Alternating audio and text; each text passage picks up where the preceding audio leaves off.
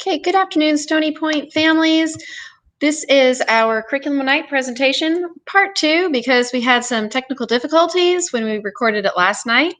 So we are going to go through this again, and I will include the comments and questions that parents had, as well as a recap of our slides. Your 5th grade teachers this year are Ms. Green, Mr. Kingen, and Ms. Mack. They are one of our cohorts. We have Mrs. Polizzo, Mrs. Hurt, and Ms. Williams as another one of our cohorts. And then we have Mrs. Melser and Mrs. Karras, who are the 3rd cohort together. We would like to give a huge shout out and a big thank you for the things that you have already done to help make this year successful. It's been a huge transition, and we realize that it's a challenge for everybody, and we appreciate everything you're doing. We appreciate that you have had your children prepared and organized. They are not searching for supplies. They have everything right there at hand, and lessons are running smoothly because of the efforts you have taken care of. We would like to give a shout out to our PTA and put in a plug to please join our PTA. They are absolutely fantabulous, and they are still working hard to support our students, to support our staff, and support our school. So please go ahead and join PTA. Find them on their Facebook page. They even have a website now, which was shared during the PTA meeting. Your patience and flexibility have been top-notch. We realize this has been a learning experience for everyone, parents, students, teachers, all of us, and we are still running into snafus on a daily basis, but your patience, your flexibility, and your kind words have been greatly appreciated. Also, maintaining those open lines of communication are absolutely essential as we are trying to form bonds with your children. So please keep those lines of communication open. If you have a change of phone number, a change of email, please don't forget to let your child's homeroom teacher know and all of your child's teachers know.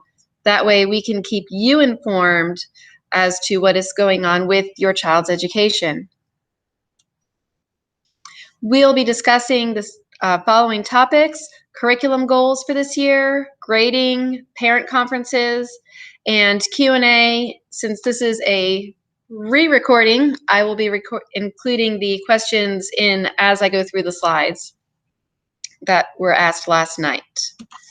The curriculum guide is a document that you can locate on the Cumberland County School website. If you follow these instructions, which will be posted separately as another PowerPoint document, shared slides, then you will be able to find the standards with the code and the actual description of what we will be covering throughout the course of the school year.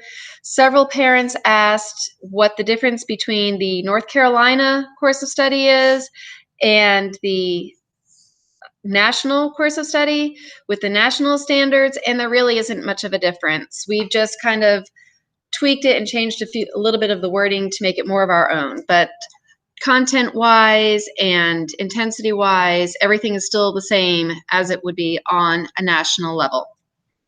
That is one of the questions that was asked by a parent. For reading, we do not use AR in 5th grade at Stony Point. Some of the lower grades do, but we are not participating in that program. Our school is just way too big. We will be using novels. We are not a wit and wisdom school. Currently, the entire 5th grade is reading Wonder. And as the year goes on, we will be branching out. So different cohorts might be reading different novels, but our entire curriculum is going to be strongly novel-based. We will also be looking for performance-based products and projects from your kids. We'll be focusing on content reading, research.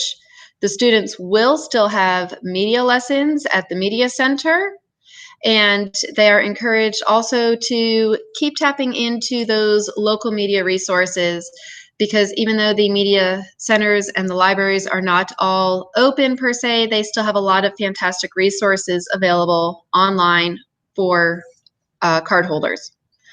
An SMA SMAs will be used to assess individual skills. SMA stands for Standards Mastery Assessment. It is just a big fancy way of saying a test on a specific skill. So we will be using SMAs to assess individual reading skills. We will be using Success Maker as well. Currently, we are waiting for the green light from the county to utilize these two resources. As soon as we have that green light and we are ready to go with Success Maker and starting with those SMAs, we will be rolling with that. For math, we are using the North Carolina Common Core curriculum, which is grouped into clusters, as well as a review of many fourth grade standards.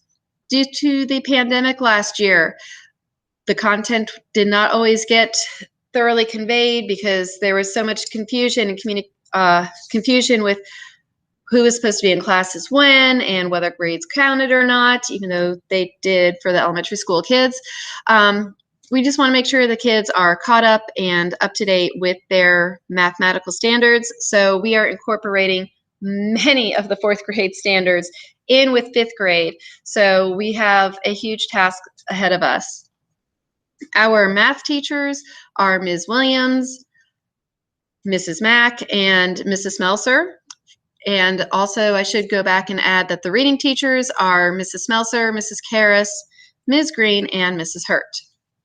Back to the math, we will be learning about number operations and base 10, operations and algebraic thinking, number and operations with fractions, measurement and data, geometry, and we cannot stress enough fractions, fractions, fractions. There are so many fractions in fifth grade, and they do compose a large component of the EOG test, which at this time we are still planning to be administering to all students in the state of North Carolina. Science standards. This is the first time that there will be a science EOG at the end of the school year, so it is very important that your children pay attention in science class. We are currently discussing matter and properties of change, and we are getting ready to transition into energy and heat conservation and transfer. After that, we will have weather, ecosystems, force and motion, structures and functions of living organisms, evolution and genetics. And again, we will be taking these SMAs to assess understanding. We have already started with these tests in science for the fifth grade. We would like to add that although students are not always required to have their cameras on during lessons, when they are taking an SMA, this is an actual test. If we were in the classroom, we would not simply hand out a test and leave. We would be staying, we would be monitoring our students, and to be making sure that they are using appropriate strategies and not utilizing any resources that they shouldn't be using. So when they are taking an SMA, this is one time we will require the students to have their cameras on, so that way we can monitor to ensure that we are getting the child's results and not something out of their notebooks or receiving help and assistance from other people. In social studies, we are currently talking about economics with budgeting and spending. Politics and government will be coming up, historical documents, Native Americans, early European explorers, 13 colonies, key developments in history between the Revolutionary War and through Reconstruction after the Civil War. And definitely we will be including current events. It is an election year, and we have a lot of current events taking place in our immediate area, in our world, which students really want to talk about and they're eager to discuss. So we will be hitting a good bit of current events as well. Our grading and late work policy. Grades are not a straight average. They are weighted. Classwork is worth 50% of your child's total grade. Tests and projects are worth 40% of their grade. Homework is only worth 10% of their total grade. We are also using a 10-point grading scale in Cumberland County.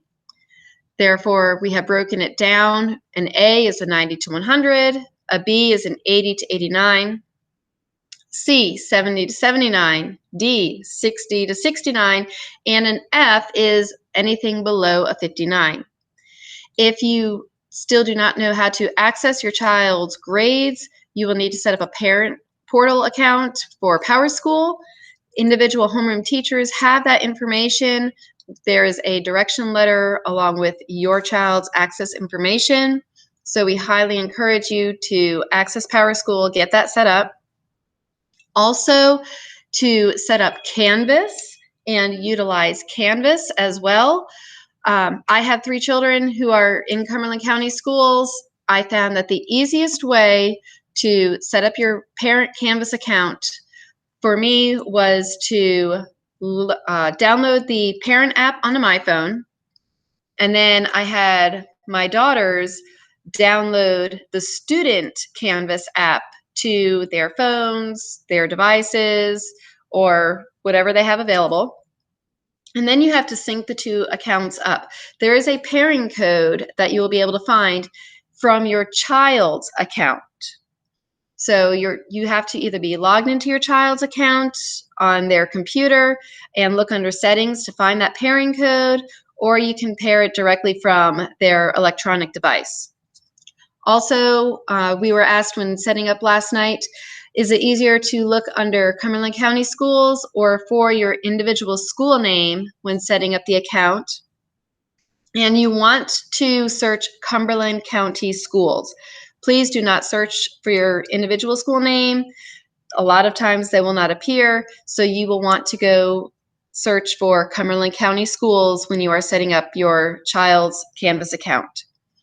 We also found out that there will be more information forthcoming in regards to setting up your Canvas account.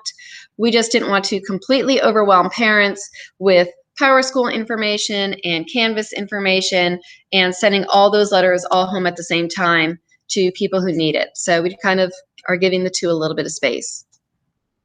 Also, please note that Canvas and PowerSchool, they don't always play nicely together and they don't always communicate well. So if you have a question about your child's grade, please make sure to communicate with your child's teacher, because we will be able to tell you what the latest and greatest grade is for your child. If you check Canvas in one subject and then you check in PowerSchool and you look and you're like, these just don't look right together, then by all means reach out to us and we can help you navigate that, because we seem to be running into snafus.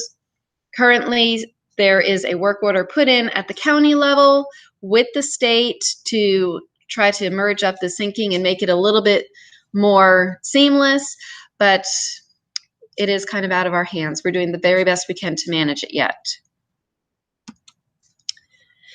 Late work policy. Per Cumberland County Schools policy, students are provided 5 school days to complete assignments. Once that window closes, students have an additional 3 school days to submit their work for a 10-point late penalty. After that late window closes, then students will receive a 0 in the gradebook.